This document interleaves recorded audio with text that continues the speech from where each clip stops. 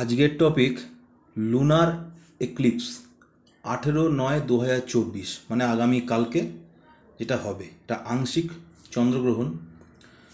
Time বা সময় হলো 6:11 থেকে 10:17 পর্যন্ত। প্লেসেস মানে হচ্ছে কোন জায়গাগুলোতে দেখা যাবে।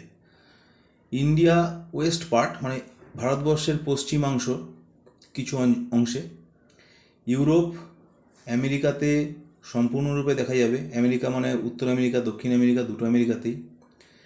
এছাড়া প্যাসিফিক ওশান, আটলান্টিক ওশান এবং ইন্ডিয়ান ওশানে মানে প্রশান্ত মহাসাগর, আটলান্টিক মহাসাগর এবং ভারত মহাসাগরে দেখা যাবে।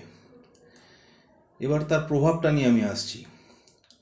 যে জায়গাগুলোতে দেখা যাবে সেখানে সিন 75% থেকে 100% পর্যন্ত প্রভাব সেখানে দেবে।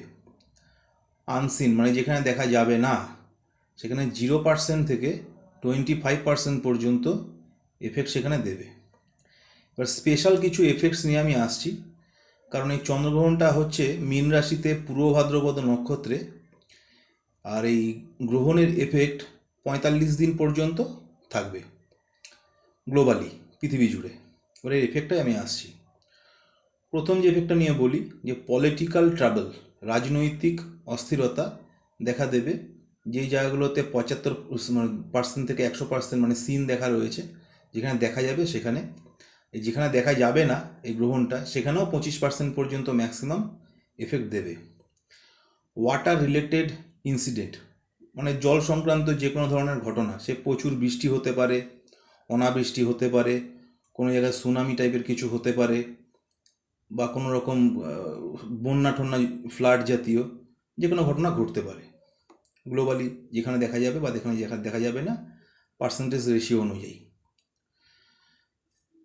3 নম্বর হচ্ছে ইন্টেন্সড ওয়ার নিউ, মানে হচ্ছে যে সমস্ত যুদ্ধগুলো পৃথিবীতে চলছে এখন সেগুলোতে আরও মানে বেশি মাত্রায় হবে বা সম্ভাবনা তার বেশি, এবং নতুন কোনো যুদ্ধের ফ্রন্টও খুলতে পারে।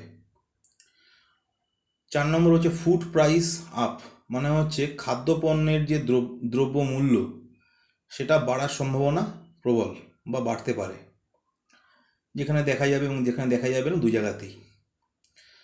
আর তারপরে হচ্ছে ইকোনমিক প্রবলেম, মানে রিসেশন জাতীয় প্রবলেম বা খুব অর্থনৈতিক একটু ডামাডোল, এই জাতীয় ঘটনা কিন্তু ঘটার সম্ভাবনা আছে। আশা করি আজকের ভিডিও আপনাদের ভালো লেগেছে। Subscribe, like, share, comment, bell icon টিপে দেবেন। নমস্কার।